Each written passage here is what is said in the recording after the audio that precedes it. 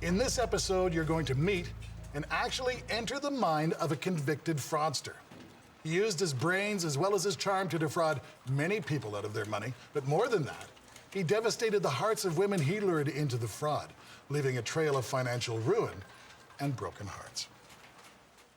This whole relationship was a sham, it was a scam. This fraud was not a victimless crime, and it left a path of ruin and heartache and bankruptcy and broken trust and sickness. I'm convinced that he's a sociopath. Always felt that I was on the periphery looking in. There were hundreds of thousands of dollars collected. His debt with my family alone was over $500,000. He preys on single mothers, mainly with children. I don't suspect that the people that I hurt are even close to being through this, to being healed. Jeff Kent targeted women in order to make his fraud work. He created a fictional life for himself. He became a financially secure doctor and convinced women to help him develop a new business. The business included online hotel reservations and was all just a scam. Kent used the business to steal people's credit card information and left the women holding the bag. I met Jeff. I was in a restaurant with my friend for dinner. After dinner, we moved to the bar, and Jeff was at the bar. He mentioned he was a doctor, but at the moment, he wasn't practicing. I really didn't think that it was going to ever go on beyond that meeting, and I was really quite grandiose in the story that I told her. I told her I was a doctor. There was this business at the same time he was doing. I told her that I had this travel business that I was focusing on at the time, and I wasn't practicing. She believed me. She trusted me. He mentioned that he has a daughter who's living in California, who's studying, had a wife, just passed away from cancer. At the moment, a family member has been battling cancer, and so it was kind of close to home and just kind of clicked right there. He could relate to what I was feeling, so. She had been married before and had a 9-year-old son, and she lived a pretty hard life, and I think that when she met me, she had a lot of hope. At the end of the night, we exchanged phone numbers, and just like any other single people meet, you know, at the restaurant, at the bar, at the movie. Just a normal scenario. She phoned me the next day, asked me out for lunch. Kent now had one of his future victims. Kent asked Natasha on several dates, and after a few months, the relationship started getting serious, or so Natasha thought. He was a nice guy. He was a sweet guy. He was a caring person. He loved animals. For God's sakes, he adopted 2 pets for me. And that's what he does. That's his MO. He goes to family. He gets involved deeply. He goes to SPCA and adopts a pet. That just gets you all in a big, loving, happy family. I had all the sort of trappings that a doctor would have, apart from being a doctor. I had a nice home, I had a nice vehicle, I lived a very somewhat lavish and luxurious life. He would take people off medication and in front of me would give people medical advice and take stitches out. I mean, anything that a doctor would do. It's pretty surreal to watch him remove somebody's stitches or take them off like a psychotic medication. He went on holiday maybe about 4 months into our relationship. He kept calling all the time, emails. It was like he was there all the time. Say that he would miss me and wants to see me again and can't wait until I get back. When I got back, he literally proposed to me that night. I felt like he was the one, just a great, nice guy, worthy to be a part of my life. Kent and Natasha were married, and soon after, Kent convinced Natasha and her sister to invest in his online hotel reservation business. Romance scams often start through meetings on the internet dating websites or chat rooms. True or false? Well, the answer is true.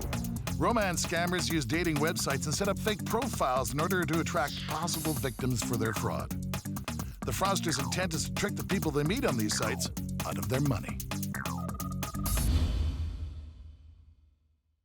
The business that Jeff Ken operated was an online hotel reservation site. So what he would do is advertise hotels at a discounted rate. So if somebody from anywhere in the world looked at his website, there were hotels that were cheaper than the actual rate being offered by the actual hotel. So clients were naturally attracted to his website and would contact the business and would provide them with their credit card information. Kent set up this fraudulent business and lured Natasha's sister to move across the country to work. Kent tricked the sisters into signing all of the financial documents. Kent needed the sisters' good credit. Because it was my sister, it made it a little easier. It wasn't somebody I met on the street corner who claimed to have a business and was a doctor. And almost immediately he took us around and showed us a couple offices. We picked a location, and he said, now we're gonna have to go and register a few business names. And so we went and we picked like 5. I said, why 5? He said, well, because sometimes, you might want to separate the businesses, so it's better to have several entities than just one. And it was kind of odd because none of the business names that we chose said hotel. He called it a partnership, said it would be a partnership, a 50-50 partnership. However, everything had to be in my name. So all the bank accounts had to be in my name, all the registrations had to be in my name. He had the full control of the accounts. First of all, I didn't understand how merchant services works. If you were to go and start up a business today, you were to start up a similar business today, and you were to apply for merchant services, it would be all based on your good credit, not what you own or whatnot. As long as the people that I was asking to be the owner of the business had good credit, they didn't need to have any type of established equity in their lives. All it is an application which you sign up and put your SIN number and address and a signature, and then you fax it in, and then 5 days later there's a knock on your door and there's a terminal laying at the door. So anybody, theoretically knowing my name and my address and could fake whatever signature and putting my SIN number, could get that terminal and Bob's your uncle. Obviously you need accounts to go with it, but it's just so easy to get that equipment that it was unreal. I was in control of the accounts. I kept control of it. I was a doctor. I could be trusted. My wife and sister-in-law, they didn't know necessarily what was happening with the business because everyone thought I was a doctor and everyone thought I was an upstanding person. They trusted me and let me control the business and all of its accounts. We were all together. We were all one group, and it was a business that was a legitimate business that was meant to bring a lot of profit and prosperity.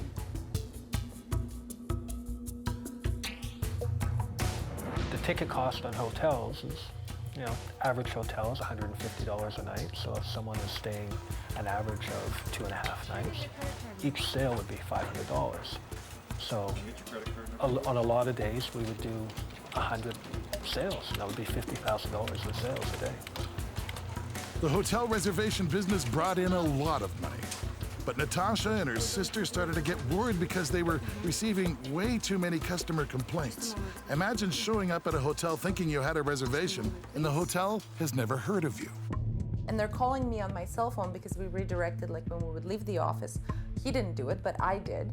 I directed like my regular phone line to my cell phone so I could catch those calls at night. I thought if it's a new customer or an existing customer service. So they would call me, right? Time zones are different. 3 o'clock in the morning. I would wake up, freak out, and I'm at the hotel and my reservation isn't there and there's no room at this hotel. And I was terrified because first of all, I thought we've done something wrong and that's not okay because I've been a traveler many times. That's not fun, that's not cool. So what he would do is he would have a database of all these credit cards that he had taken in 4, 5, 8 months of operating a business. And he waited for the very last minute until he knew that the would hit the fan. And so in one night or in 2 nights, he would pull out all of his records and all of his credit card numbers from his files, and it could be hundreds of thousands of dollars valued. And he would ring them all in at once, so process each card. The merchant company the following day would make a deposit. So if he closed the batch off today for $150,000, the following day that merchant company would make a deposit to his account. So what he would do is he would wait until he knew that he's about to skip out or this is it. And so he would take that $100,000, $200,000, $300,000 and bring them at once. And then he knew that that's it for this company, for this business. He'd cash out the money. Though my wife and her sister and brother-in-law were complicit in being involved in the business, they were not part of the online fraud where I would defraud customers of their credit cards. What is a sign that you may have fallen victim to a romance scam? Someone has fallen in love with you very quickly? Your new romantic interest asks you for help financially? The person you are seeing is vague about their background and family history? All of the above. Well, the answer, of course, is all of the above. Although we all like to believe that love can happen quickly, normally it takes its own course in time. Secondly, if your new lover is vague about their family or they want to borrow money almost immediately, these are all signs that you may be involved in a romance scam. Kent was worried that some of the people he ripped off in the hotel might complain to the police. So he took the bold step of visiting the police department to find out any information on the investigation. Kent told me that he had been told by an investigator from Consumer Protection that the police had entered into a criminal investigation that was in conjunction with their investigation, and he simply wanted to come in and find out if he could help us. My first impression of Kent was he was trying to obtain information from the police as opposed to his expressed reason why he wanted to talk to us. When I started to interview him, he was asking me more questions than what I was trying to ask him. I had to stop Jeff during the interview and explain to him that that's not how the police investigation process is going to work, that somebody doesn't just walk in off the street and request information from the police about what we're investigating and what their role is in the investigation. Well, Detective Menzies knew something was up after this strange encounter with Kent. Menzies left the interrogation room and started to check Kent out. When I discovered there was in fact a victim that had come forward, and I started to present that information to Mr. Kent, he decided he did not want to speak any longer to me, maybe fearful that he was going to provide information to the police that was a bit detrimental to him. Kent's house of cards was now very fragile and could come tumbling down at just about any moment. Kent used his smooth-talking abilities and told the sisters that the police may want to talk to them. He calmly claimed that nothing was wrong and the police were just out to get him. Thought that at some point I was going to bail out the financial mess that I had created. I had no means to do so. And finally, the day came, he ran out of excuse. I was 7 months pregnant, and he just laid it out. Like, everything I am is a lie. Everything I said is a lie. There is no ex-wife who died. There is no child who is living in California.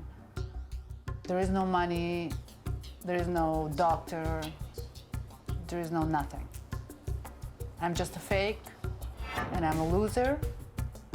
But open this door, I want to get out. I need to go. I knew it was a reality. I knew I'm standing on my feet. I just knew that I have to keep him in this apartment until the police show up. This guy is a crook, and he wants to run away from just taking away from me so much, and he just wants to disappear into a thin air. And that's when I didn't let him go, because I couldn't let guard of the door. I stood there guarding the door. Took my head and started smacking it against the door. He walked over to the phone, called 911 and said, I'm trying to leave my house and my wife is not letting me go. And then they're asking him, put your wife on the phone. So this person at the end of the line can hear this conversation. Of course, she dispatches the police. The police arrived and arrested Kent for assault. He quickly made bail and disappeared into thin air. No one knew where he was, and the police now wanted to arrest him for the fraud. Police doggedly worked on the case to track down this serial fraudster. My child was born, and I had to have custody arrangements for my child, and it's just a must. And so Jeff Kent was nowhere to be found, and I Googled Jeff Kent's name, and this website came up. Something medical BC, and Jeff Kent is on the list amongst numerous of doctors. There's a place on that page where you can make a comment about the doctor, and that's where I made a comment saying that not a doctor, a fraud, a criminal. If you think you've been the victim of a romance scam, what should you do? Arrange to meet the scammer in a public place so you can confront him or her? Cease all contact immediately. Advise the dating service and report the fraud to police. Play along with the scammer and try to trick him or her out of his money. Try to find other victims of the fraudster. Well, the answer is B. Dealing with fraud artists and scammers is a matter for the police. Report all you know about the fraudster to your local police. They may have other complaints, and they may be able to make an arrest. 2 years before we were able to process all of the information and determine victims, put everything together, and I started learning about new victims still as I was investigating these businesses. He was still out there doing it exactly, and meeting people and socially engineering them to believe he was somebody that he wasn't. So when I arrested Jeff, he was in a house with one of his new victims, and her family had actually flown in to be with her for the wedding. The charges were fraud over $5,000. I think we had several counts because each of the women were a count and combined with the losses in their credit card companies. Jeff, he pled guilty and he was sentenced to 4 years in jail. Do I believe that he planned this? Yes, I do. But I don't think necessarily it was planned for me per se. The plan was an existent plan. He works in a plan. He just changed the characters and the names and the last names, but it's a system that works for him. You gotta really look into everything. You have to get to know their family and their friends, and just really look into everything. There are many Jeff Kents out there. I think we're all capable of doing anything that we've already done once. I think that if the circumstances were to line up again, if I was to end up in the exact same position that I was back then, I think I'm absolutely capable of doing it again.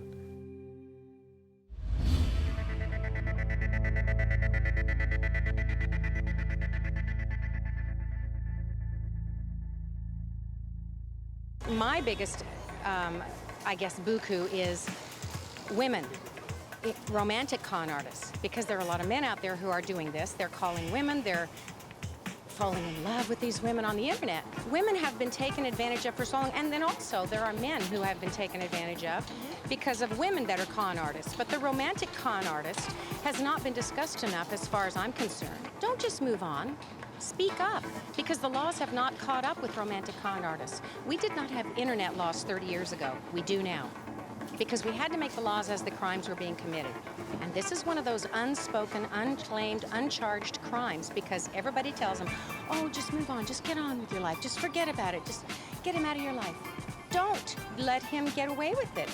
Exactly. So please, women, men too, pay attention to what you're doing, how you're living, what you're allowing someone to convince you to put on the internet. And that includes charge card numbers, everything. Be more discreet, physically and business-wise. It was just a friend's experience. I remember her losing her, she called it identity loss. And it was such a emotional experience for her. She really felt that she was, privacy was invaded. She felt very, very threatened. And it took her almost 6 months to get over that experience, actually. It was like someone coming into your home and stealing your stuff, right? So, yeah, and they took on her name, they took on her birth date, everything. And she had to change every ID she had. And it was really traumatic for her. I only remember that. I think sometimes online dating sites are a little bit of a scam. I don't know what to say. I mean, maybe it works for people, but I just think, be careful if you're going on there. I mean, it sure works, but I just think be careful.